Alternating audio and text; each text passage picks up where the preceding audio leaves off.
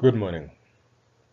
Thank you for giving me the opportunity to share some perspective on socio-economic impact of drug abuse.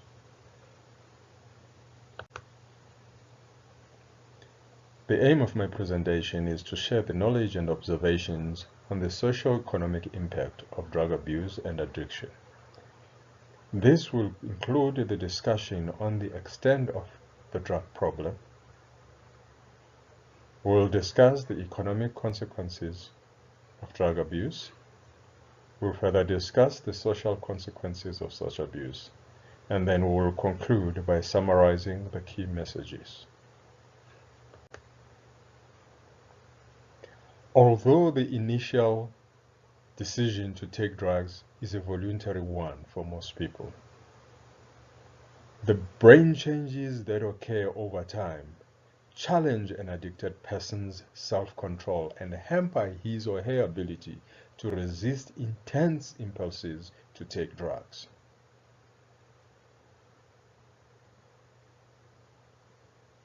The addiction is a chronic, often relapsing brain disease that causes compulsive drug seeking and use despite harmful consequences to the addicted individuals or to those around him or her.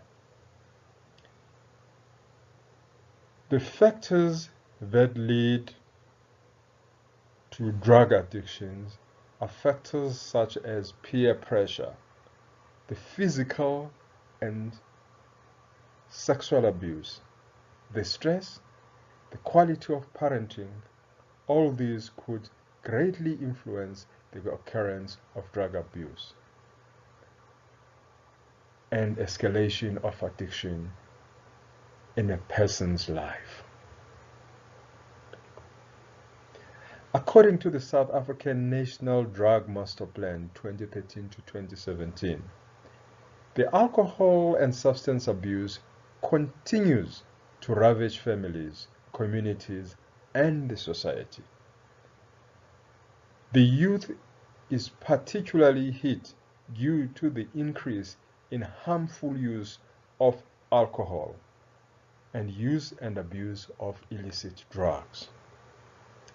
According to the same master plan, in the 2008 survey, the results reflected that 34% of males and 24% of females admitted to binge drinking, that is, taking 5 drinks or more within a few hours, or taking or in more days in 1 month. The total number of persons treated for drugs other than alcohol reflects the extent of the drug problem in the South African society.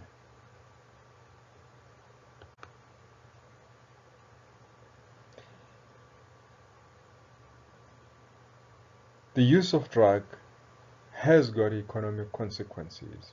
The United Nations report on drug abuse indicates that the same macroeconomic factors that facilitate the growth of global legitimate trade also provides the same opportunity for drug producers and traffickers to trade globally. The report further indicates that in drugs there are high profit margins and there is low seizure rate by law enforcement. This is typically at about 10%. Only the brave few would normally venture into high-risk, high-return legitimate business. However, the high-return, low seizure rates presents a very attractive proposition for drug traffickers. Hence, you can see on the chart how the illicit drug trade compares with major commodities on the global trade. Due to data limitations, it is difficult to accurately quantify real rand value of cost to society of the global drug abuse. The cost can, however, be qualitatively categorized into the cost impact on personal health, that covers prevention and treatment costs. The costs on healthcare and hospital, the cost on morbidity and mobility. Typically, the prevention cost refers to the dedicated costs of evidence-based prevention. Programs are necessarily Programs are necessary investments, and the research shows that every rand spent on prevention can save government 10 rand in subsequent costs. The treatment costs that are associated with 1 in 6 drug users, approximately 4.5 million people globally, cost 35 billion rand. The hospitalization costs are as a result of adverse reactions to drugs, drug overdose, the psychotic episodes, infectious diseases transmitted through the needle drug injections. The mortality cost of 211,000 drug-related deaths annually, with young people particularly being at high risk. The public safety costs as a result of drug-related accidents, which have emerged as a global threat. The industrial accidents costs are as a result of drug influence.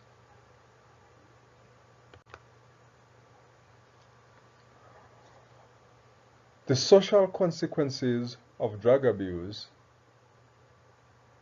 are the crime related with drugs, which can be split in 2 categories, namely the violent crimes committed when under the influence of drugs. And these are recorded as a worldwide problem. Typically, people that are under this category would often, when confronted in their sober mind, say they were not aware they committed the deed under the influence. The second category of crime is economic compulsive crime committed by the addict to fund the addiction. In our part of the world, South Africa that is, this is characterized by addicts stealing or forcefully taking the family money or possessions to fund the addiction. In some instances,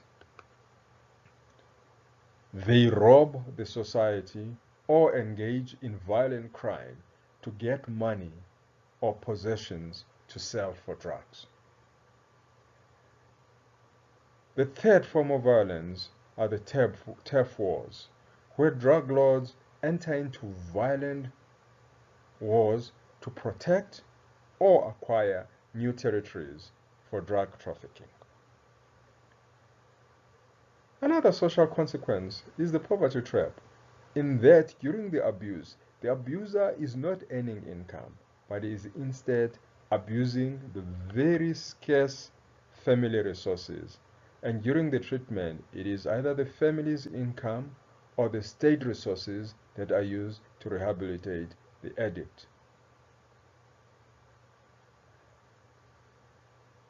The same addict is likely to lose employment when under treatment or under extended drug abuse. The other social consequence, because of high returns and low risk, the drug lords become very powerful financially, and they use the dirty money to buy favors, rendering the governance machinery against drug abuse ineffective. When the drug lords are powerful, they become the role models and advertently create impression that crime pays. The prenatal exposure can result in children born with psychological and physical disorders. Lastly, the parents who abuse drugs are likely to associate themselves with other drug users. And in the process, they expose their children not only to the addiction, but also to the psychological and physical abuse by the gas addicts.